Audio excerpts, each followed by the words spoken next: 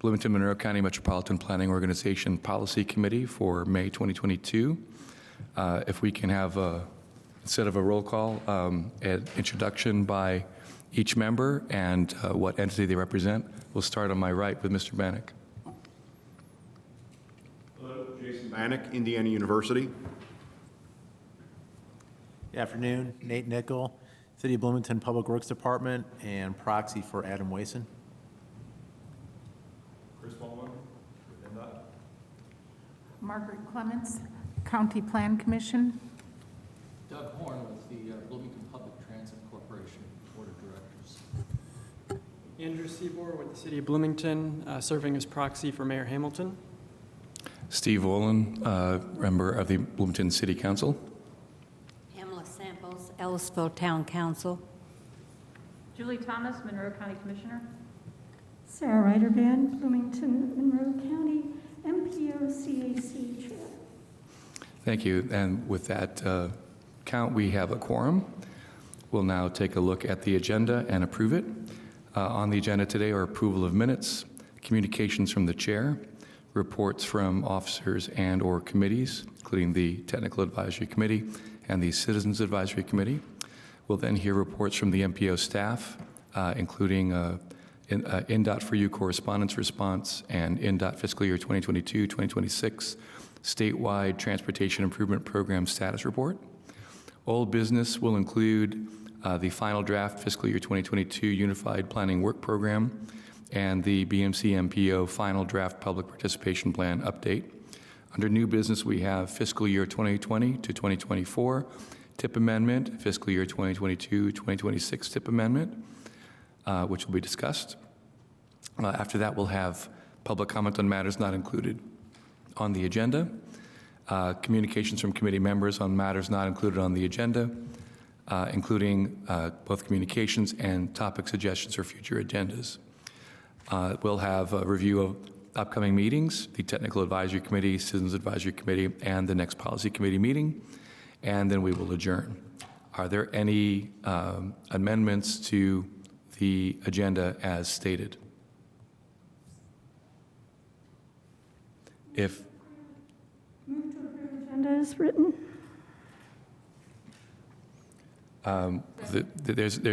okay. Well, can we please have a roll call on the approval of the agenda? All right. Ryder Band. Yes. Thomas. Yes. Kinsey. Yes. I'm so sorry we missed noting Jillian Kinsey's presence here. Maybe I should also ask for those who are attending online to state their presence here. Well, since I'm already highlighted here, yes, I am present. Jillian Kinsey, representing the City of Bloomington Plan Commission.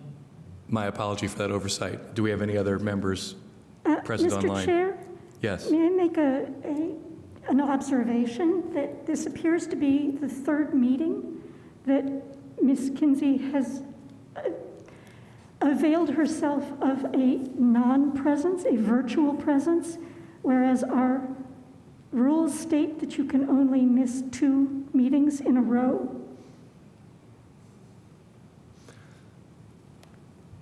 Just to clarify, I am aware of the rules, and I believe this is only the second one since the mask mandate has been, or the new rules have been installed. If we can't verify this, I mean, I don't know if we can verify this right now, but before we get to this point, I'd like to, if there's anybody else, any other member attending online, is Ms. Kinsey the only person attending online? I'm Trent Deckard. I'm here for Kate Wills, Monroe County Council. Thank you. Okay, we've gotten that out of the way. Before we continue with the vote, can I ask Mr. Clemens to clarify attendance?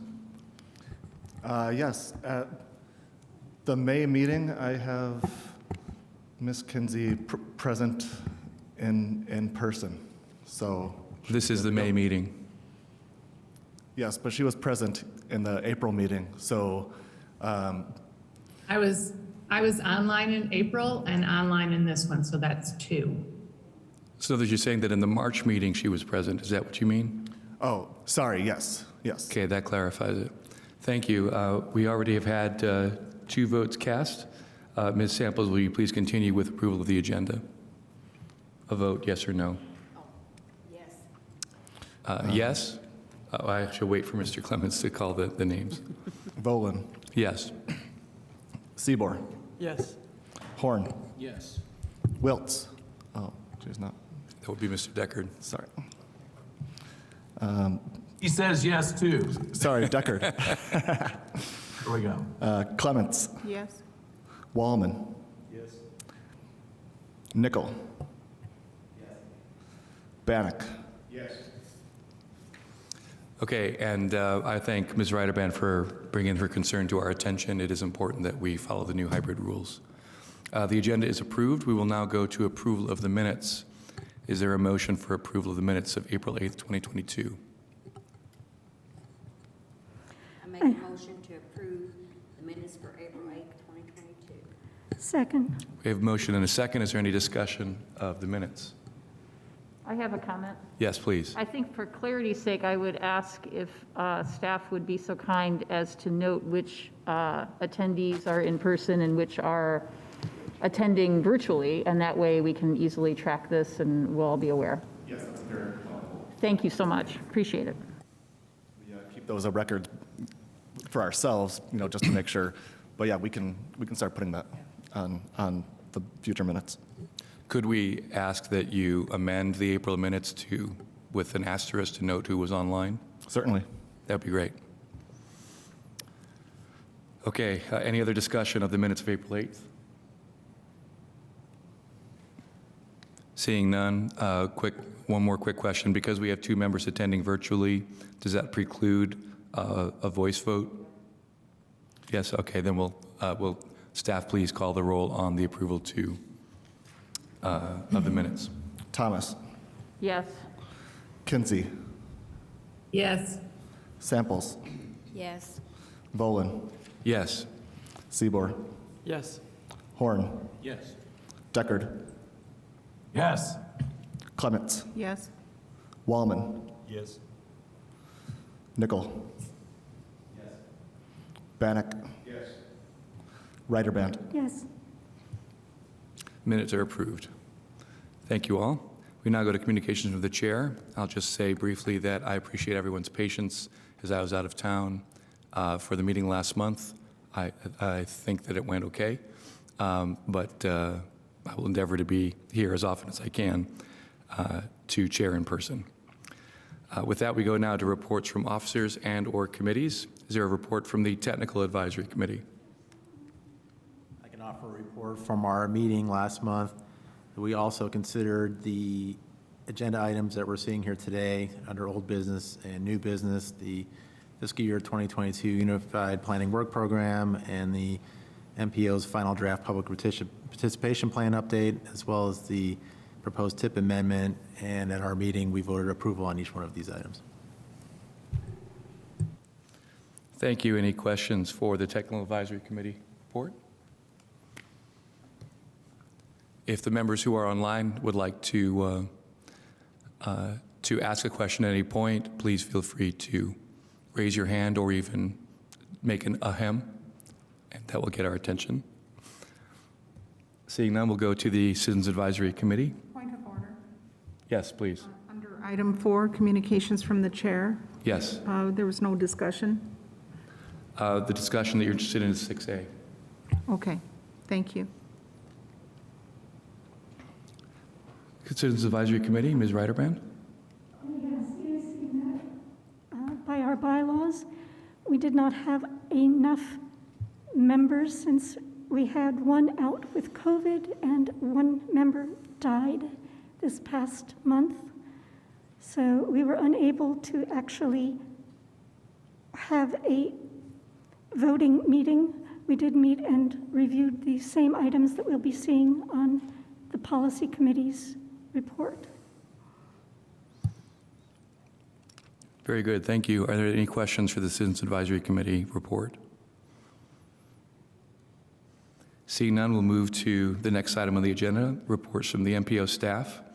This first item regards correspondence between staff and NDOT.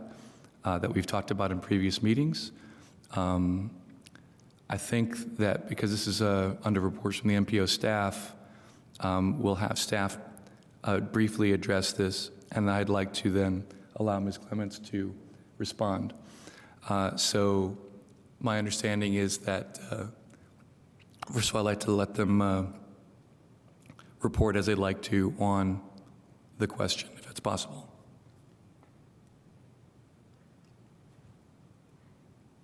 Okay, at the request of the chair, we included in the service request dated January 25th. We also included in the commissioner's letter, Monroe County Commissioner's letter to the Commissioner of the Department of Transportation in February. And then finally, the receipt of a letter by the Monroe County Commissioners from the Indiana Department of Transportation.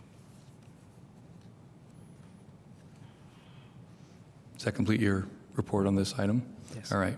Ms. Clements. The item included in the packet is not the item that Mr. Martin communicated to INDOT Customer Service on Tuesday, January 25th, 2022 at 3:59 p.m. The email correspondence between Mr. Martin and INDOT indicates rather disparaging and disrespectful communication about county MPO staff, MPO committee members, and it also indicates that there had been back channel communications that members of other members, like for instance county members of the MBO, were not entitled to attend, or it's just a different communication altogether and an altered version, at least, of the January 25th correspondence.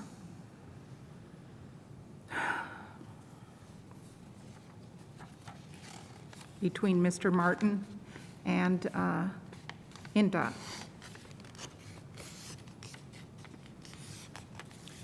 Does that conclude your? Yes. Okay. Can I ask, Ms. Clements, what your, can you be more specific about the nature of the comments that you were disparaging? I will read Mr. Martin's email into the record, since the item included in our packet is a different item entirely. It's from Patrick Martin on Tuesday, January 25th, 2022 at 3:59 p.m. Subject CS 0307380 study to INDOT customer service, and a carbon copy was sent to cdryling.indot.indiana.gov. Good afternoon, Cindy. The BMC MPO staff received a request for quote-unquote a study from Monroe County Commissioner Penny Githens, and verbal requests from the Monroe County Plan Commission Representative Margaret Clements and Monroe County resident Scott Ferris, a non-MPO committee member, at the January 11th, 2022 Policy Committee meeting. Staff has been directed to request quote-unquote a study. Efforts to elicit a more precise definition of quote-unquote a study were unsuccessful. Efforts to have the two primary individuals submit their concerns directly through the INDOT 4U customer service portal or telephone the toll-free number were equally unsuccessful. Monroe County resident Scott Ferris has noted, quote, high levels of a congestion and dense population, unquote, along the State Road 45 corridor between State Road 45 to 46 bypass to Smith Road. Margaret Clements additionally noted congestion along the State Road 46 corridor from the 3rd Street/College Mall Road intersection to State Road 446. Chris Wallman, C. Wallman at indot.in.gov, attended the January 11th meeting as a proxy representative for the INDOT Seymour District. Perhaps he can shed additional light on the myriad of concerns expressed by the two primary individuals. I additionally met via MS Teams with Chris Wallman, Becky Packer, Damon Brown, and Leanna Wellings from the Seymour District on January 12th, prior to the January 14th BMC MPO Policy Committee meeting, where they were provided a background briefing. Now, this item has been requested to be included on the agenda for several months, and also it indicates for a certain disrespect for the request of an elected official, County Commissioner Julie Thomas, about a high-traffic, high-accident intersection in the county that she wanted the MPO staff to request a study that would help to resolve some of the issues there. Mr. Martin and the MPO staff were uncooperative. They were in helping the county address a high mortality intersection in our county, and he seems to indicate that Commissioner Thomas knew nothing about what she was requesting. So she, in her email, as you can see, requested a very specific study. Normally, staff would have done this on behalf of the MPO commission members requesting a study, but I just find it very disrespectful, unhelpful, unservice-like toward the community that pays the salary for the MPO staff to solve problems that are cause injury in our community, and to ask MPO staff to help us address safety concerns in our community should be what this committee, in part, exists to serve. But instead, we have this brief synopsis of an email, if that's what it is, and in the indication of the true email that Mr. Martin sent, it indicates some back-channel communications about which the MPO committee members are not privy to. So I just find it a matter for discussion, concern, and ongoing attempts at resolution. Thank you, Ms. Clements. I'd like to offer staff an opportunity to respond before we go into questions from members. I believe there's some confusion here because this was not Commissioner Thomas. It was Commissioner Githens. Commissioner Githens, as a personal note, asked us to meet with the staff of the Department of Transportation, which we did on that date that is cited. You also may want to read the interrogatory question which came from the customer service individual, because they asked a question of us, and what you read was our response. And our response was intended to be full and complete. It was to show them that the request was not for what I would call a crash study. It was not a request for a volume study. It was not a request for a capacity study. It was a request for a comprehensive examination study of the entire area. And that's what the intent was. Nothing more than that, nothing less than that. And like I said, it was for Commissioner Githens, so I responded as a personal favor to Commissioner Githens with the answers that I have there. Ms. Clements, I'll allow you a brief rebuttal. Well, Commissioner Githens and Commissioner Thomas have sent letters about this high accident corridor, high frequency accident corridor, and it's been an item of concern for at least 3 years, and both Commissioner Thomas and Commissioner Githens have brought it to your attention on other occasions. So I just am I'm trying to serve the community in my capacity as a resident about a high incident, the highest incident area in our community. And the amount of railroading that this issue is encountering, I find very distressful. All right. So the part of the issue here is that we're in a portion of the agenda where we're just dealing with, I'm sorry, let me find the agenda again. This is under reports from staff. there is no action to be voted on here, but I would like to clarify this finally, so I'm opening the floor to questions from members. Commissioner Thomas.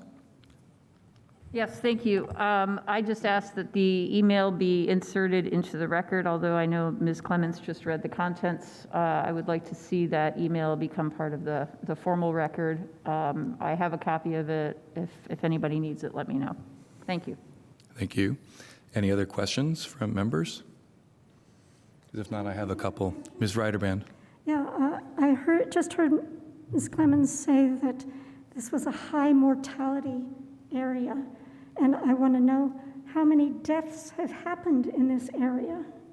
It's the #1 mortality intersection in our community, according to the MPO reports. I don't think so. I don't remember this as being a high death area from our crash reports. I've never seen this corridor. The highest corridor is anything that intersects with I-69. Those are our highest crash rates. But mortality, I don't think this is a high death corridor, so I'm confused by your use of the term mortality. It's the intersection, I'm not speaking of the corridor, I'm speaking of the intersection between Smith Road and 45, 46, there by Russell Road. It was in one of the reports, and Kate Wiltz had noted that in a prior MPO meeting because it was a result of one of the reports that were included in our packets earlier this year. I believe you're incorrect, but I think that we could put this on the next agenda and look again at crash reports, but I certainly do not believe that this is the highest mortality intersection in our area. Thank you. I'd like to ask if staff has any input on whether this assertion is in fact correct. Yes, Ms. Ryderband is correct on this. So which is there any mortality rate on the intersection in question? I believe there has been one fatality that I know of in the Russell Road area within the last 2 or 3 years. So it's clear we don't have that data at our fingertips. Right. It'd be good to have. And we'll certainly be updating that and presenting that later this summer for sure. If you could prepare a table of, say, the top 10 intersections for crashes and mortality in the county, and also the intersections that Ms. Clements has questioned, I think that would be a useful pair of tables. Yes, absolutely. And Ms. Clements is correct that several intersections within that area have very large crash volumes, but fewer, I guess, fatality rates, say, than other intersections within our study area. All right, so all the more reason to see those tables. Commissioner Thomas. Yeah, I think maybe Councilor Wiltz maybe misspoke, but I think she was referring to the crash rate. I know the mortality you're speaking of, and it was the other side of Russell Road, and that's closer to New Unionville, so that wouldn't actually even be in this corridor. It was a bicyclist, yeah. So, thank you. Thank you. I'll take an opportunity to say that I think it's important that we be careful with our terms and specific as to their meanings. And so to that end, I'd like to ask Ms. Clements, can you point out the certain phrases or words or sentences in the letter that you just read that give you the greatest pause? Okay. The term that I'm familiar with using in council is taking down words. If there are specific words that have been uttered or written that you formally object to, we should get those on the record. It's not normal for MPO staff to call out two of the MPO commission members with their request in quotes, indicating that we did not know what we were talking about. That was the inference being made. And it's just not normal to call out two members of the MPO. Normally, I would think that an MPO staff member fulfilling the request of someone serving on the MPO would make a wholehearted inquiry to the INDOT about what it was that the MPO committee members were requesting. So also in this email, it's this paragraph. Chris Wallman, sitting to my right, attended the January 11th meeting as a proxy representative for the INDOT Seymour District. Perhaps he can shed additional light on the myriad of concerns expressed by the two primary individuals. I think that over the course of the last 4 years of my service on this committee, I've been pretty explicit about the concerns, the traffic concerns on this corridor.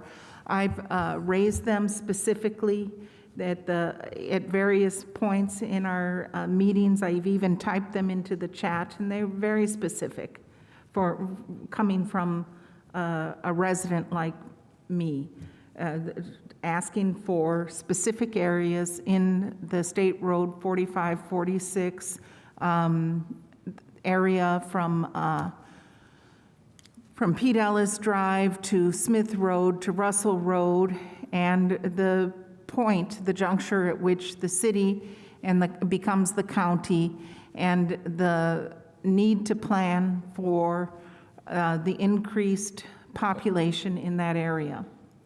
Before we get back into the meat of the details, I just wanted to address the two concerns you just raised about the letter itself. Yes. One was that you felt it was inappropriate that staff called out, as you say, specific members of their concerns, and then you specifically cited a line about perhaps he can shed additional light on the myriad of concerns expressed by the two primary individuals. Let's take that first one first. There's no specific language here except that you're concerned with, except that in his response to INDOT, Mr. Martin named the individuals who requested a study.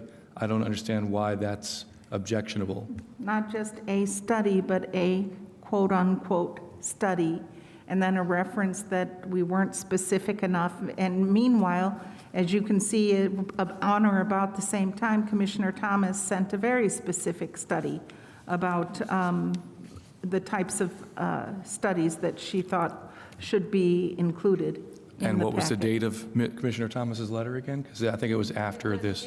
It was after February, I believe it was Second. February Okay. 2nd, because we had to approve it at a meeting. Okay. Yep. So the letter was in February, after this letter was sent. I am sort of struggling here to, if Mr. Martin, I'll let him speak for himself, but he seems to have already said that he put it in quotes simply to say that's all the direction that he was given, not that he was trying to be sarcastic. Are you asserting that he was? Yeah, because Kate Wiltz, County Council member Kate Wiltz said, basically in the February, or maybe it was, the meeting, she said, we here depend on the staff to communicate to INDOT our concerns because you are the experts on transportation. And to throw that responsibility back on us is an abdication of the duties of their employment. Okay, Mr. Martin, do you have any response? The interrogatory from the customer service representative was, what is the problem? What are the nature of the problem, the details? She wanted to know, because our submission on January 25th was all we knew at that time, because we had asked previously in the January meeting a whole list of what types of studies were wanted, and the answer we had was everything. So therefore, we used the term study. Singular, as in singular comprehensive study. And that was to include everything. all of the sub-disciplines within transportation engineering and also traffic engineering. And therefore, that's why the term study or a singular study was placed in quotations. And that was the information we had at the time. And then the commissioner's letter, which came out on February 2nd, our submission was on the 25th of January. The commissioner's letter was much more comprehensive and much more detailed, and this is exactly what NDOT was asking for, the NDOT customer representative was asking for, that we could not supply them at that time. So, yeah. Okay, so in other words, this letter that Mr. Martin sent was mooted by the letter approved by the commissioners in February, because that essentially makes the request. Is that the case? Am I mistaken? Commissioner Thomas, Ms. Yes. Clements? Yes, I mean, the commissioner's letter fulfills the detail that we did not have.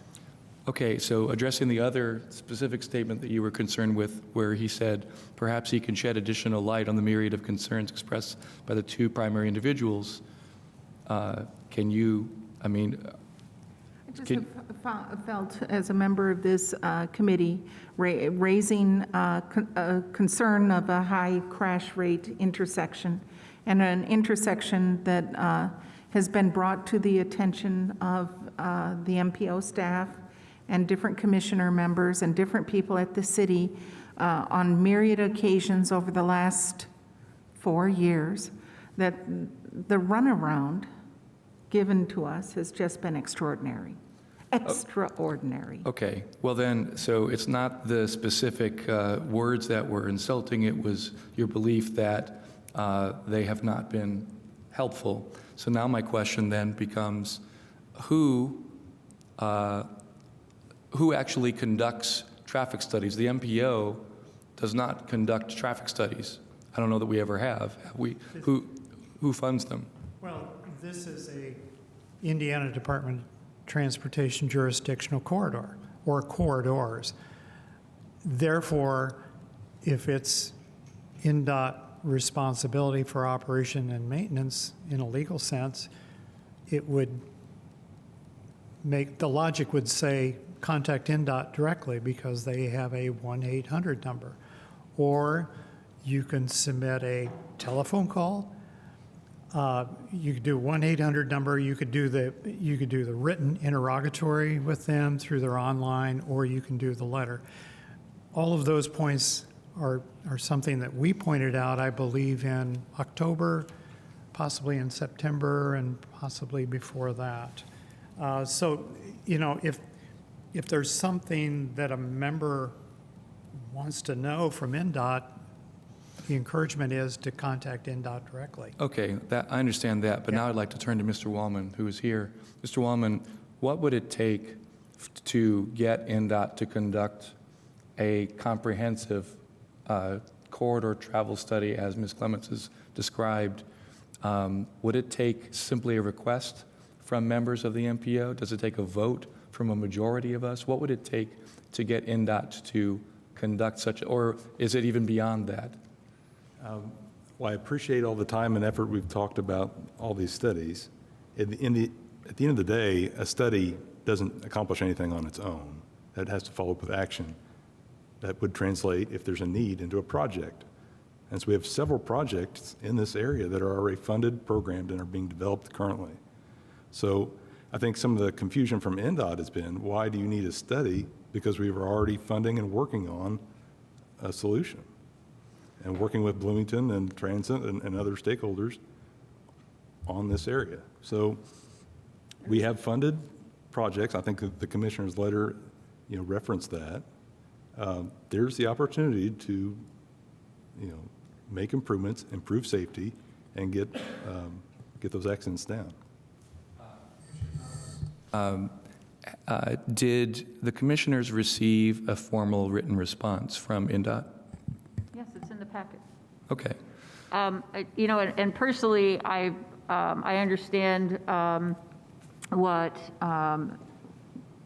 NDOT's perspective is. I get it.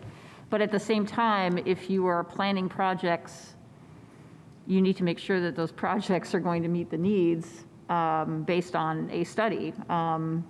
And so it's a cart and horse issue. Study, construct, don't study, or construct and study at the same time. It seems to me that while these projects are moving forward, I think it's important to understand and have good, solid information about the routes people are using, where the congestion is, why it's there, and how it can be addressed before we spend a dime of taxpayer dollars on, well, let's put a light here. Well, maybe that's not the answer. So that is, I continue to not understand that. Ms. Ridge explained it to me, and I know she's right, and I know the NDOT rep is right, but I still don't understand that perspective. So that's what I'm trying to clear up through Ms. Clements' inquiry, is what is the appropriate action of the MPO to respond to a request from several members for a study. Mr. Wallman, was there not traffic studies conducted for each of the projects that we're being asked to approve? Okay. If you can say that was a yes, you were just nodding. Yes, yeah. Okay. Yeah, traffic forecasting. So I would turn to staff and say, what is the recourse for the MPO if a majority believes, or if any member believes that insufficient studies have been done? Is it simply to vote against the projects that are on our agenda until a study is done? Do we have any mechanism for funding a study on our own?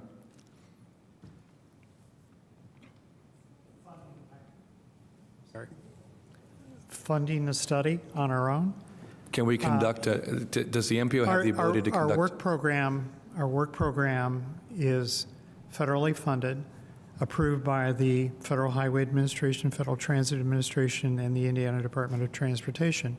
They would not approve us funding a study of something that's already been studied by the Indiana Department of Transportation. You could fund it with 100% local money if you wish to do that, but in terms of funding it under the work program, it's impossible. Okay, so then It would be a duplication of effort is what I'm trying to say. if one or more members of the policy committee wanted to bring a resolution declaring our desire for a more comprehensive study than has been conducted, how would we go about, can we do that? And if so, how do we go about doing that?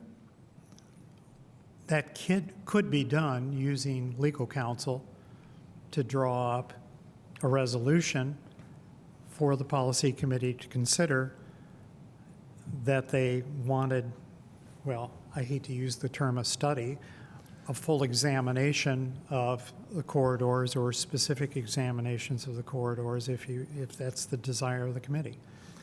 So the recourse is, yeah, there's contact legal counsel. Okay, so Ms. Clements, I think if we can get, please, if you'd like to respond. So in 2019, we asked for the MPO staff to share with us the studies that were concerning the development of the new hospital, around the new hospital corridor, and to my knowledge, we were provided a 2017 study by Mr. Cybor back just a few months ago, finally, a 2017 study of traffic study. And we would like to know what traffic figures are being used, because a lot has changed in that corridor. So what I'm hearing from Mr. Martin is that we can, in fact, put your concern in writing in a resolution that we can put before the policy committee, but we need to talk to our legal counsel. That would be Mike Rooker. Is that correct? Is our legal counsel Mike Rooker? Yes. Okay. So I'll be happy to convene a meeting between you and any other member of the policy committee who would like to co-sponsor that resolution and have Mr. Rooker draw it up for presentation for a vote at the policy committee. Would that? Thank you. Okay. Is there any other concern, because we're at almost half an hour on this discussion, any other final concerns on this point, on this matter? I appreciate everyone's patience while we work through it. Thank you. And if there's any other things that Mr. Martin would like to report under this item, and I can't get my, where is it here? Oh, reports from staff. Yeah, it's reports from staff. This is the other report you have. Yeah, second item, reports from staff, concerns the status of the Indiana Department of Transportation's fiscal year 2022-2026 statewide transportation improvement program. This is what I would call it's the comprehensive capital improvement program for the entire state, which would include our transportation improvement program and those of the other 13 metropolitan planning organizations and the non-urbanized areas of the state of Indiana. This has gone through I believe it's in its 8th iteration now with the Federal Highway Administration, Federal Transit Administration, and all we did was we took the communication we had from Roy Nunley in the Technical Services Division, and we placed that in quotes within the memorandum to the committee. And then in the conclusion, we note the fact that we, as the staff, will continue amendments to 2 transportation improvement programs at the same time until such time as the Indiana Department of Transportation has its fiscal year 2022-2026 statewide transportation improvement program approved by our federal partners. Thank you. Any questions on that item of the staff report? To my left, to my right, online? Seeing none, we'll move on to reports to old business. The first item is the final draft fiscal year 2022 Unified Planning Work Program. Who's going to present this one? Mr. Martin. Thank you. The draft, the final draft of the fiscal year 2023-2024 work program is identical to the draft program which we had presented to this committee in prior months, with the exception of a budget increase of $17,500 from the Federal Transit Administration. Staff went through the public participation process and offered a 30-day comment period on the draft work program. This was advertised twice in the Bloomington Herald-Times, once on a Friday and the other in a Sunday edition in a legal advertisement. We also posted the work program for a 30-day comment period, and actually it went longer than 30 days if anybody wanted to comment. We received no comments whatsoever. Simultaneous to that action, the staff submitted the draft Unified Planning Work Program to the Indiana Department of Transportation Central Office, to the Federal Highway Administration Indiana Division, and the Federal Transit Administration Region 5 Office. We received no comments, that's in zero comments back from the public and from our state partners and from our federal partners. Therefore, we left the document unchanged. With the addition of a $17,500 increase, which we received from the Federal Transit Administration in terms of a final funding mark. Of that $17,500, we applied it directly to Bloomington Transit for a request for a strategic plan, and therefore Bloomington Transit's draft budget for the strategic plan went from $33,000 federal to $50,000 federal. And this will allow, this assists Bloomington Transit considerably in the development or in the pursuit of a strategic plan with support from the MPO and also with support from BT itself. Other than that, there are no changes whatsoever to the entire document. Thank you for the report. Are there any questions? Oh. Sorry, Mr. Martin. We do have one last page. I forgot. Yeah, if you want to go down there. We had a request from Kate Wiltz at the last meeting showing budget versus expenditures. There we go. There we go. Budget versus expenditures. And we used the 2020 Unified Planning Work Program actual expenditures versus the budgets. We did a graph there for 2020. We also did a graph for fiscal year 2021.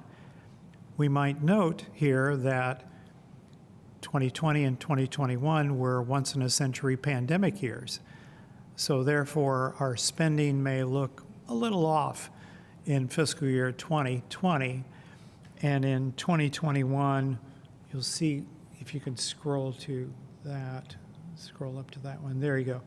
Then you're showing more of what I would call an equilibrium, where the expenditures are more closely aligned with the budget.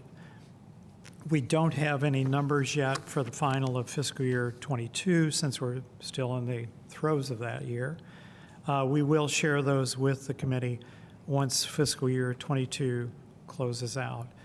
The gap that we're seeing is that the demand for funds versus the amount of federal funds that are available, made available to us, has closed substantially, and within the next couple of years will come to zero. In other words, we won't have any surplus at all.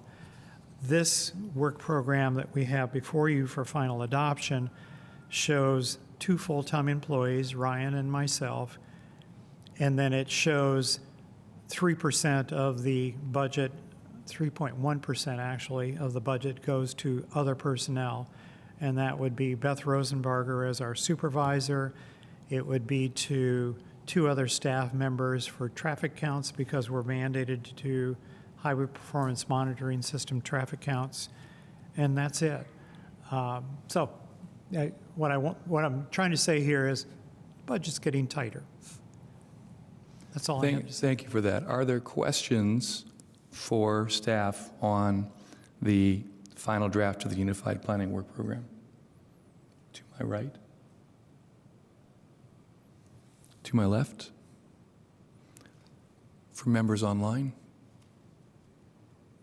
I have one clarifying question. The agenda says fiscal year 22 Unified Planning Work Program, and we're adopting a resolution for fiscal year 22-23, but I think the title of the document is fiscal years 23 and 24.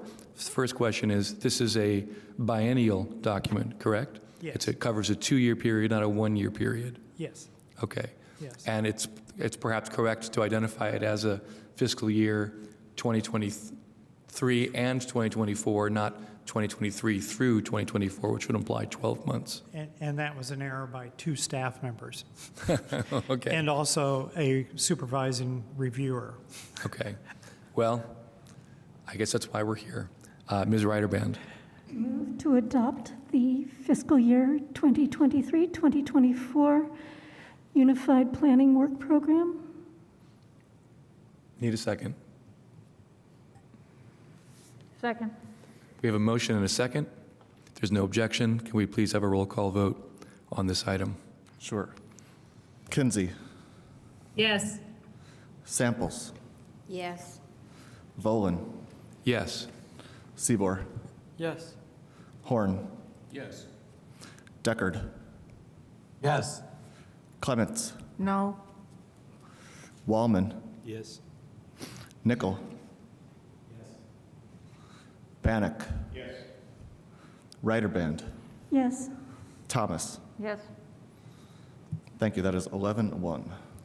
The motion passes 11-1. The 2023 and 2024 Unified Planning Work Program is adopted. We go on to the next item, the BMC MPO final draft update of the public participation plan. Who's presenting this? That'll be me. Mr. Clements.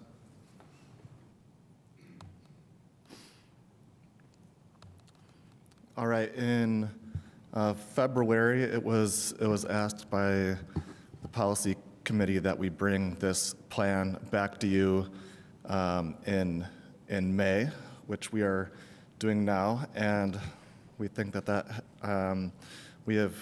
were previously asked for a redlined version of this public participation plan, which you can see in the packet, and I hope that you've all had ample time to review it.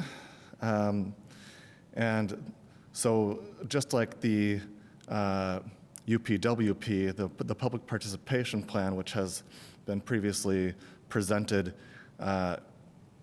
here, I'll just briefly go over a few things. So everybody first knows what this is, and then I'll go over some of the things in this document that have been changed. Okay. First of all, let's see if I can get there. One of the main reasons why this document was being updated is because it is almost 11 years old since it's last been updated to the point where it was mentioning previous federal transportation bills. And we wanted to bring that up to the present, and while we realize that there's a new transportation bill, we still don't have all of the guidance necessarily for that to put into this plan. And this plan was actually all the way back in October and November was when we started to draft the new version of this plan, which is relatively similar, or I should say 99% similar to the 2011 plan. And so we just wanted to bring it up to a current by noting that we are following the Federal FAST Act, or Fixing America's Surface Transportation Act. So we are in compliance with that. So just to go over the main mission of this plan, it says, and for the people online, I will read it. It'll say the BMC MPO is committed to providing Monroe County, the town of Ellettsville, and the city of Bloomington with quality transportation planning programs and services, as well as working to provide access to an efficient and safe transportation system for all citizens, which is why we're all here. So anyways, the rest of the document is making it, or it's essentially rewording it to make certain things, or to make certain aspects of it a little bit more clear. And that is essentially the only changes that have been made to this document.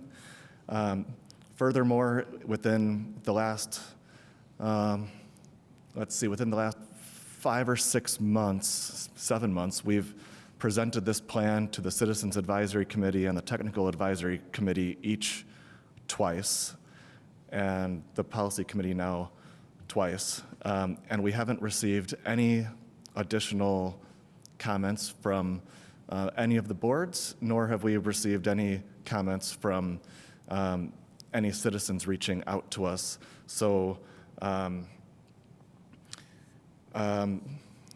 guess my question to you all is why this is being brought to you today is are we good with the plan as it is, or are there certain aspects in it that we would like changed?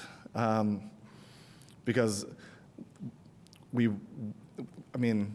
at the end of the day, this is a plan that is helping, the citizens of our region. So we want this to be a plan for them. And if this is not exactly how you want it now, we are perfectly fine accepting all all comments and looking them over again and inserting them into the document, as there is no rush to have this passed like the UPWP. We can, if we're interested in taking a further deep dive into this, since we haven't received any comments, we're certainly happy as staff to do that and listen. So that's all I have, really. Thank you, Mr. Clements. For this, yes. Appreciate it. We'll go to questions now from members. I see Commissioner Thomas.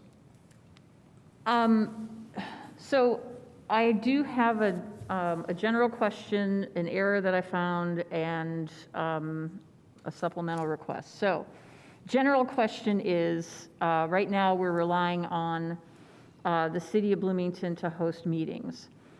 Is there a plan in the City of Bloomington to continue to use a hybrid meeting system beyond COVID?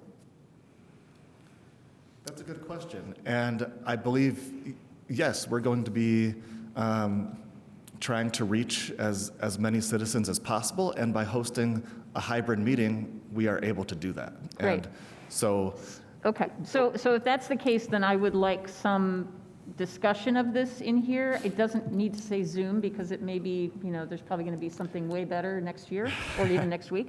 But I would like some mention of that, availability of some sort of a hybrid meeting. I think that would be really useful. sure. Actually, Appendix B of this document is our, and it didn't make it into the packet because we didn't change a word in that. Right. But it's not under, like on page 12, committee meetings, right? So you know what I'm saying, like it incorporated into the document. Yeah, I know we do have our Zoom policy as part of this, but I think it should be part of our outreach document. Thank you. Yes, we will definitely be sure to make reference to that as we want to continue that public outreach. All right. Bottom of page 12, or toward the bottom, you have, third line from the bottom, you have listed locations where you advertise radio public service announcements. It's WFHB, not HFB. Sorry, can you say that again? I want to make sure I have that correct. Third line from the bottom on page 12.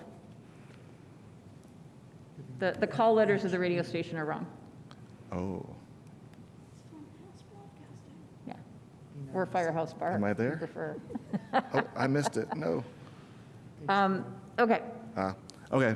Yes, I'll make that edit. Thank you. And I don't know if I don't think it's anywhere else in this document. I did a search, but I may have missed it if it's somewhere else in one of the appendices. If this is also listed somewhere incorrectly in an appendix, I don't have it in front of me, so just check it. That'd be great. Okay, so two other things. One is, I think it would be great, and I don't know if this is the place to do it, but I think it would be really great to provide a listing of acronyms and definitions somewhere in one place as a glossary rather than a narrative. I don't know if this is the right document for that, but, I would like to try to figure out a way, and I don't know, again, if this is something that belongs here or something we should just talk about, or maybe ask the CAC to discuss when they can convene. How can we actually increase public awareness and participation? Maybe it's doing I know we have a PowerPoint presentation that explains, responsibilities and how things go, but maybe we need sort of a citizen's guide, a resident's guide that would tell the story to somebody who has no idea what the MPO does, because everybody cares about roads, whether they're walking on them or driving on them or biking on them. Everybody cares about them. And maybe there's some way to devise, some guidance for somebody that can be put on the website that they could look at their convenience. A PowerPoint with with audio, or a short video, or a written document, something that says, here's how things happen, here's when you can participate and how you can participate. I think we have to understand that we live in this world and most people, the vast majority of people do not. And we need to make this accessible to everyone. And that may bring about some more participation. Just to be clear, you're asking for the plan to call for it? Or Well, you're actually asking for that plan? I'm asking that we consider it as part of our policy committee, or we can ask the CAC to talk about it. No, what I'm saying is you want text to reflect that in this document that we're currently voting on. I don't know if it belongs in this document, with this document. I don't know. I don't know the answer to that. I'm throwing it out there as something see. I think the public deserves to have. I know we're talking about a very specific document. I don't know if it's something that belongs in here. Yes, that is a very good point, and this will be a topic that we'll address at the CAC for sure. And we've spoken about it in the past at the CAC, but we're going to be talking about that more in the future this year too. So thank you for bringing that up. Further questions from members on the public participation plan? To my right? To my left? Online? Okay. If because this is not, did you have a question, Ms. Reiterbrand? I guess I'm looking for clarification. So since we still, I know that more than 6 months ago, I asked for something about hybridized participation to go into the document. And as Ms. Thomas has just pointed out, it's still not there. I certainly would not want to vote on this draft until we can see something that resembles something final that really encompasses these concerns about how do we really communicate with people in this new semi-digital age where we are not only holding this meeting, but we're holding it with people who are not here. And how do we reach out to people who cannot come to a public meeting to look at the issues?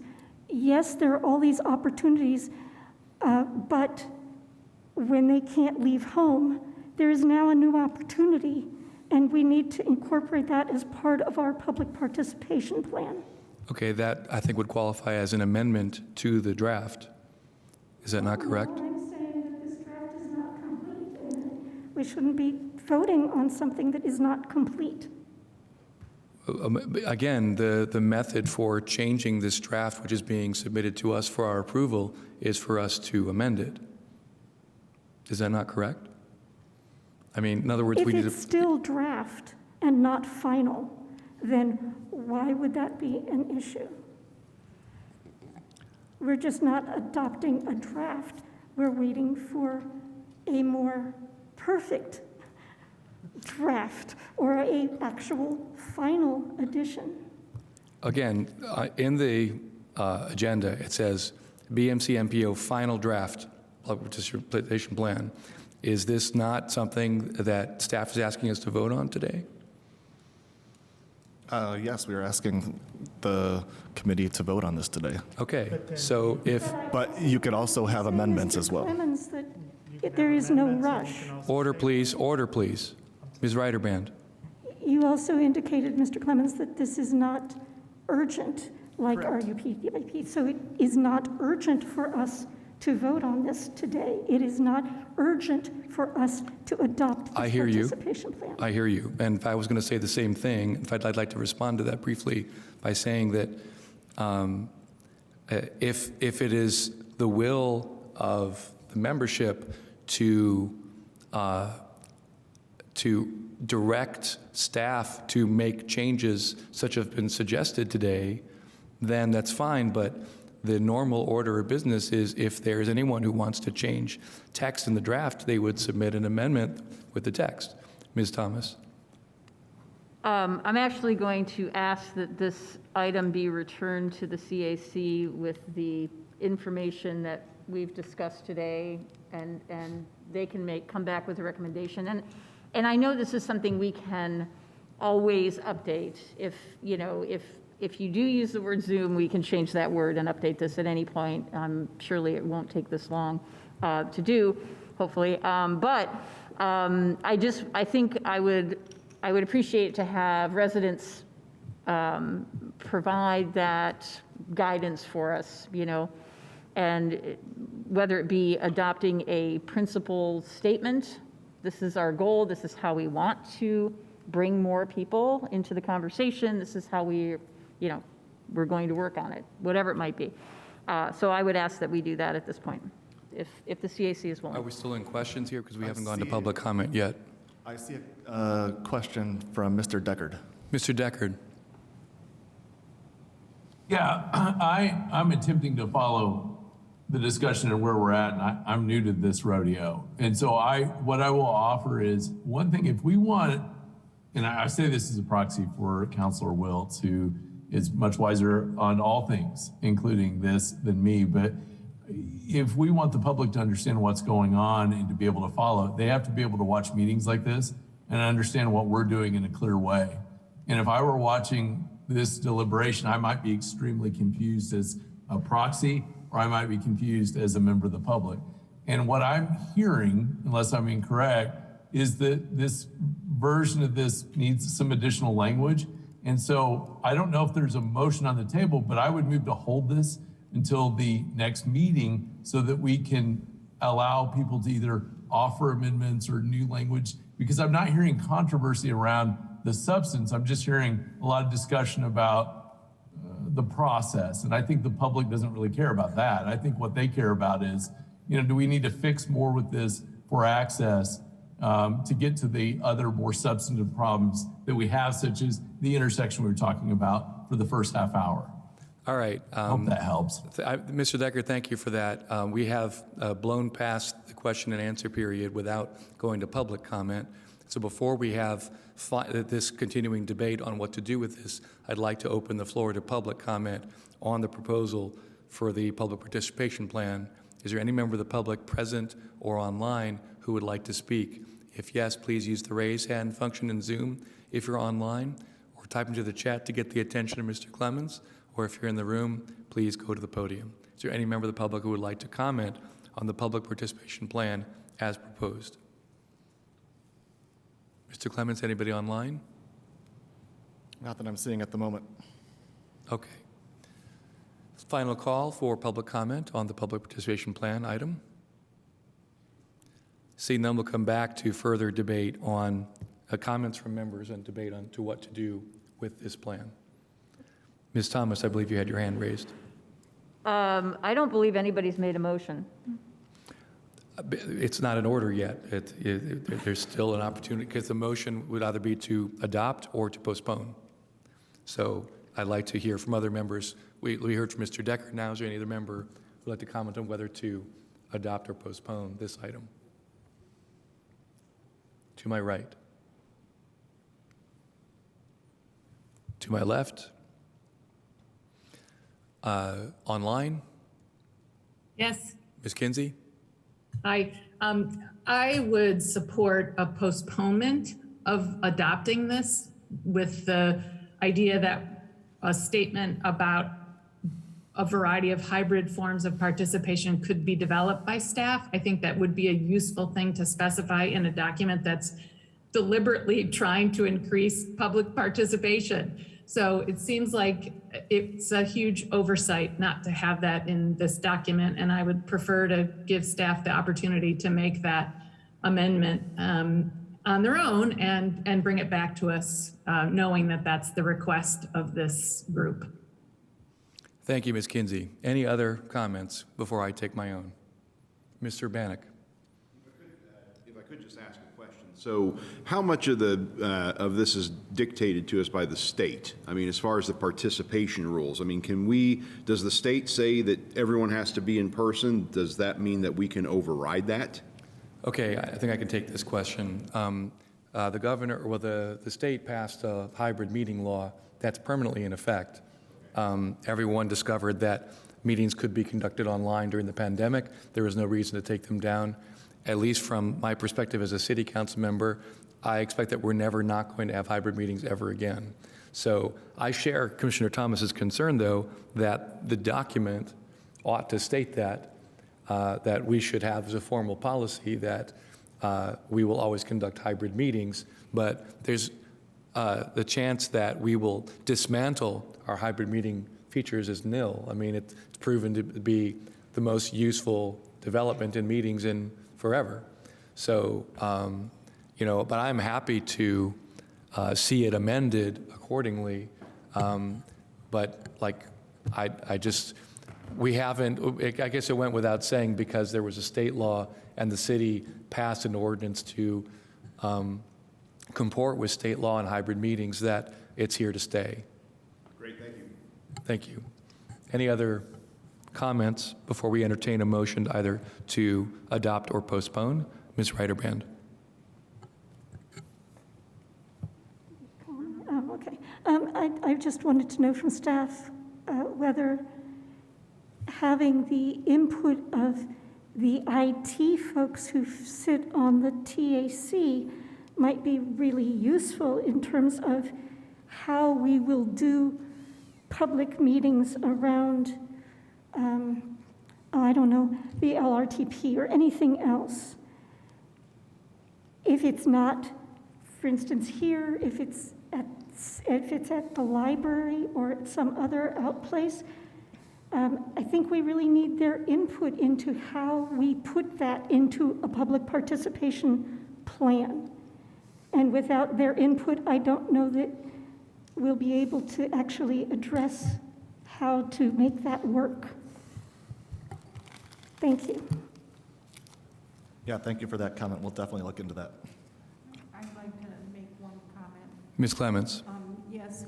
In a lot of the discussion about public participation plans and new media, et cetera, we frequently omit or pay no attention to the plight of the elderly who are not connected on Facebook, they're not connected on internet, they're not connected on Zoom, and they have an increasing difficulty getting to a destination in order to participate. And I'd like to see some more attention paid to the elderly and the disabled, because with Complete Streets, it's been so difficult for the elderly to come into town and to park and to get into a building where a public meeting might be held. Thank you. Further comments? Suggestion, Ms. Clemens, how we could do that? I think that the metrics that prioritize funding for projects like via Complete Streets really need to be reevaluated, because the complaints of the elderly and the people living in the county are quite high, that the city is no longer accessible to them, and their road taxes are paying for the streets that they cannot access. So it would take a reconsideration of the Complete Streets project and the metrics that govern them. Thank you. I'm going to take this opportunity to say several things. First of all, I thank Commissioner Thomas for noting the misspelling of our local radio station. WHFB is a station that serves Benton Harbor in St. Joseph, Michigan. So I'm glad that we fixed that. Number two, as I pointed out to Mr. Bannock, it is my informed opinion that we are never not going to have hybrid meetings in this room ever again, or in the McCloskey room, or anywhere else that's been outfitted in City Hall with the OWL technology that makes for some very efficient hybrid meetings. So I'm quite confident that hybrid meetings are here to stay. But the most important thing I have to say here, I think, is that we addressed an important question earlier during staff reports about how we do business, namely, does this body somehow differ from other bodies in the way that it adopts resolutions? And to my knowledge, the answer is no. So when staff presents a document that they happen to call a final draft, they still intended, it was under old business, it was intended to be voted on today. Perhaps we should leave out that term, final draft, from now on, because it's not final until everybody votes on it.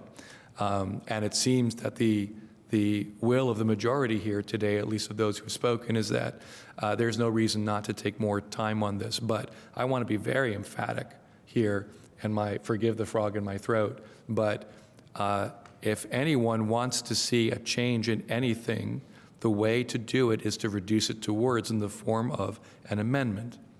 And what we're going to have a meeting to talk about how to put an item on the agenda in writing that is sought by one or more members with our legal counsel, okay? But our legal counsel here does not function like the City Council's legal counsel, who is also the administrator who manages the development of legislation. Mr. Rooker does not come here on a regular basis. We need to invite him. We're going to be consulting with him on the development of written documents. But as far as if there's ever a change that a member would like to see happen, it must be reduced to writing so that we can all vote on it. If it's not something that, or we could do what we're going to do here today, I think likely is postpone it until staff can make it the way we like it, but that's a very clumsy way of doing it. I want to encourage every member of the policy committee that anyone can author legislation, anyone can author an amendment, and it's important that we put in writing specifically what it is that we're asking other members to vote on. So even when staff comes back with a revised public participation plan next month, that does not mean that a member can't move to amend it, as long as the amendment is reduced to writing. Okay, so I also want to say that we don't have to wait for staff to rewrite this. We could amend it ourselves by putting together the document, the text we want to see amended, and then making sure with Mr. Rooker that it's designed accordingly to be voted on. So with that, if there's no other comment from members, I'll entertain a motion either to adopt or to postpone. And if you postpone, you should have postponed to a specific date. Is there a motion? I cannot make the motion. I'm the chair. I'll motion. Who is that, Ms. Kinsey? Yes, thank you. Ms. Kinsey makes a motion to do what? I would motion to postpone the final review of the public participation plan until the June meeting in hopes that provides Ryan and Patrick sufficient time to draft and consult with the technical, the IT people on the committee. If they need longer, July is also possible, but my hope would be for June. Okay, that would be, your motion is to postpone this item to the June meeting. Is there a second? Second. We have a motion from Ms. Kinsey, a second from Mr. Deckard. Mr. Horn, did you have a question? Question of the motion. Does this, I'll use the word amended, draft, need to then go through the cycle of technical advisory committee, CAC review prior to us bringing a final draft, or I'm sorry, wrong words, a draft for voting by the policy committee? And if so, is June enough time to get all that done? Yes, that's a fair point. It does need to come before the CAC and the TAC in its written draft form. So I would suggest that maybe the June policy committee meeting may be too soon to be able to go through those channels. Would the maker of the motion like to amend their motion, Ms. Kinsey? Yes, I am willing to amend it and would seek the advice of Ryan and Patrick there to see what would be reasonable. Is August more reasonable, or to get through those other two committees? I would say August would be reasonable, especially because none of the committees meet in July. So the next meeting after June would then be in August. So yes. Ms. Kinsey? Yes, I would accept that. It seems reasonable if the goal is to increase public participation. I think we need to exercise all of the forms of. Ms. Kinsey, we need you to restate the motion. Yes, so motion to postpone the adoption of the public participation plan until it's reviewed through the appropriate committees and brought back to the to our body in August. The motion is to postpone to August. Mr. Decker, do you second it? Is there a second? We have a second. All right. This is a debatable motion. Are there any other questions or comments? If none, can we please have the roll call on the motion to postpone to the August meeting? Samples. Yes. Volan. Yes. Seabour. Yes. Horn. Yes. Deckard. Yes. Clements. Wallman. Yes. Nickel. Yes. Bannock. Yes. Reiterband. Yes. Thomas. Yes. Kinsey. Yes. Thank you. 12-0. Motion is unanimous. We are postponing the public participation plan to the August meeting. We have very little time to get to new business, so let's get to it. The fiscal year 2024 TIP amendment, 2022-2026 TIP amendment on Dillman Road. Can we have a presentation that's very brief?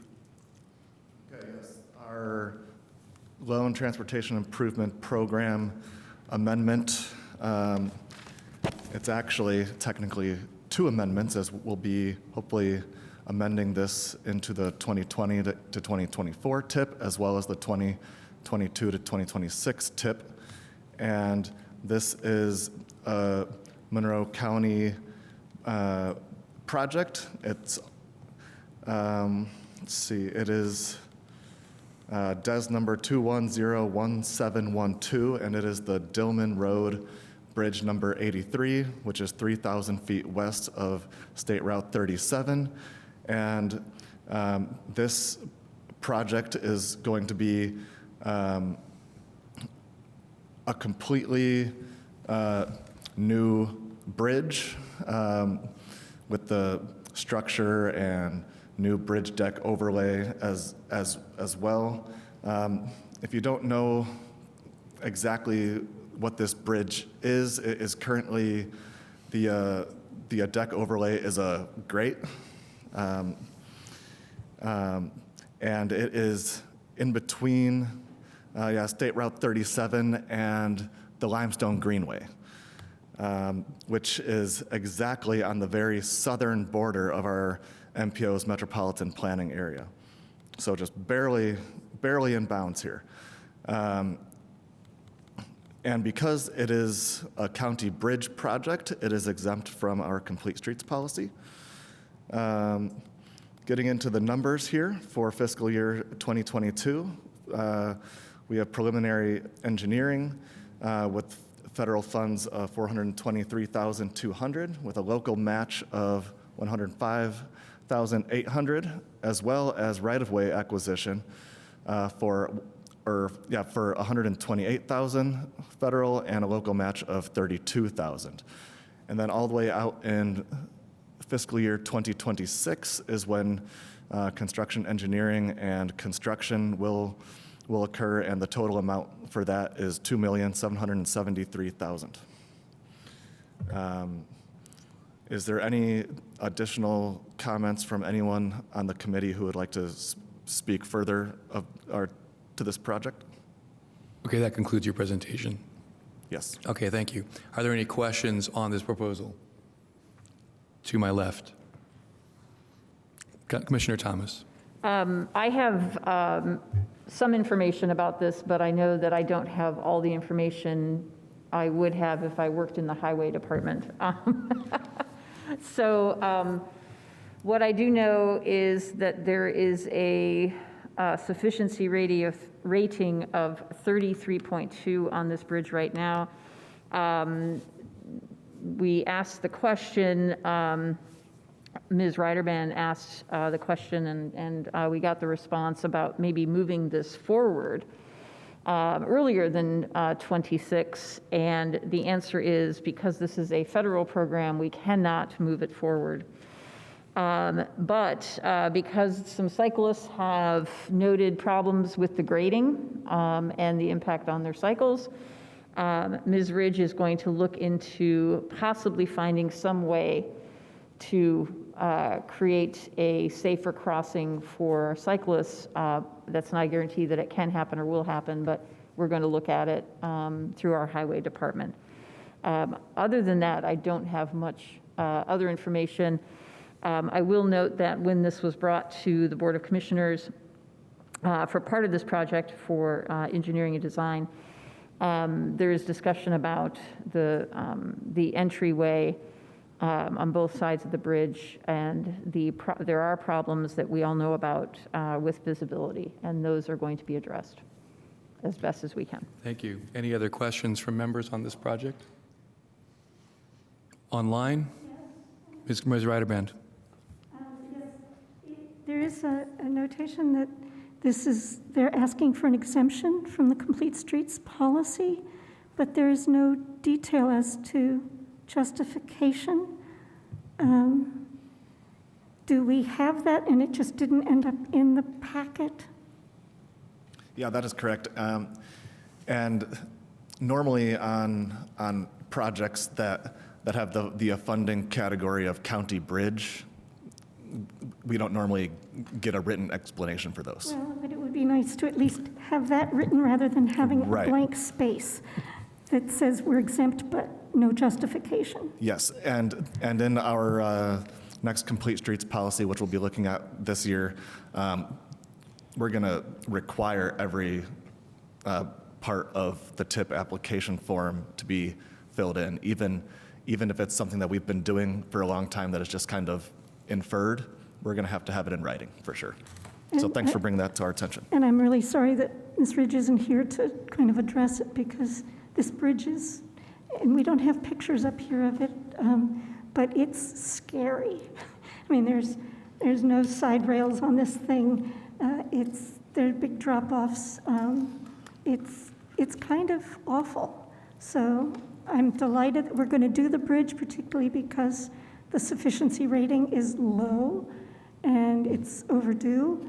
It's too bad that it can't be pushed up, but then there are lots of bridges across the state that probably have similar or lower ratings, so I'm not surprised. Thank you. Mr. Wallman. County, it looks like the amendment is for fiscal year 22 funds for PE. For federal aid, we usually have a fiscal year cutoff prior to the end of the fiscal year. That has that expiration date has passed. Usually, I think it's usually May 5th. Can you speak a little closer to the mic? May 5th was the cutoff for fiscal year 22 funds to cut a purchase order. So as I look in our system, it's showing 23 funds for PE. So I just had a question: is the intent to be 22 or 23 funds? Staff? That's a great question. Yeah, Is there a deadline to adopt this? Can it be postponed? Yes, this could be postponed. Okay. I think you've missed 22. I think Yeah. if you can bring it back to 23. I know that we, the Board of Commissioners heard it already, but that's our end of it. That's our local match. So Well, I don't think we can approve it now with this. Sorry, Mr. Chairman, Mr. Martin. an alternate method would be that you could adopt it to say fiscal year 23, and then we could have the county highway supervisor submit us with a brand-new application. So that way we've got the documentation. Yes. Or, may I ask, Ms. Thomas. here's another option. We pass it as it is, and if we have to revise it, we revise it next month to 23. Sure. Would that be acceptable to all parties? Is that okay? If it's acceptable to the county, it's acceptable to staff? Yeah, and I think that could be brought forth, and correct me if I'm wrong, as an administrative modification as well. So we wouldn't necessarily need to bring it back through the committees, as it is using the same funding source and the same total dollar amount. Mr. Wallman, is that okay with NDOT? Sounds good, yes. Thank Any you. other Thank you. concerns Thanks or for the objections? information. Thank you. Is there any concern or objections from members online? Ms. Kinsey, Mr. Deckard? Good. Okay, well, I'll entertain Mr. Seaborn. I guess just appreciated the question. I had the same question, and I'm supportive of everything that's been discussed. The one question I'll just add is that it mentions federal funding is the funding source. I'm just curious if staff can expand on what type of federal funding we're talking about. I mean, the application did not identify. However, we went back and did an interrogative with the highway supervisor, and she said it was off-system bridge. It says source of federal funding is off-system bridge. Okay, off-system bridge. Yes. Okay, thank you. Seeing no other comment, we'll go to the public for comment on this amendment to the tips. If there's any member of the public who'd like to comment, please raise your hand in Zoom or come up to the podium in the chambers. Is there any public comment, Mr. Clements? Mr. Chair, we generally ask for public comment when there's an actual motion on the floor, and there is no motion. That's the only time that public can actually comment on an issue, is when there is a motion on the table.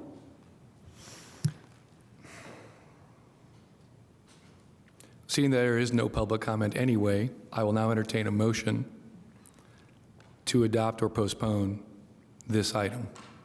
I move to approve the tip amendment for Dillman Road Bridge. Is there a second? We have a motion and a second. Is there any discussion of, any further discussion? If not, can we please have the roll call vote on this item? Sure. Bolin. Yes. Seaborn. Yes. Horn. Yes. Deckard. Yes. Clements. Yes. Wallman. Yes. Nickel. Yes. Bannock. Yes. Reiterband. Yes. Thomas. Yes. Kinsey. Yes. Samples. Yes. Thank you, 12-0. 1101, wasn't there a pass? I thought it was a yes, Was not a Mr. pass. Deckard's vote a yes or a pass? I can answer that. It was a yes. Thank you. Thank you. That's clear. I thought you said pass. That's adopted unanimously. We move now to public comment on matters not included on the agenda. Is there any member of the public who has a comment, either in person or online? Please raise your hand now. You'll have up to 5 minutes to speak. Is there any member of the public online who'd like to speak on an item not on the agenda? Seeing none, we move on to communications committee members on matters not on the agenda. Are there any communications from members? Ms. Thomas.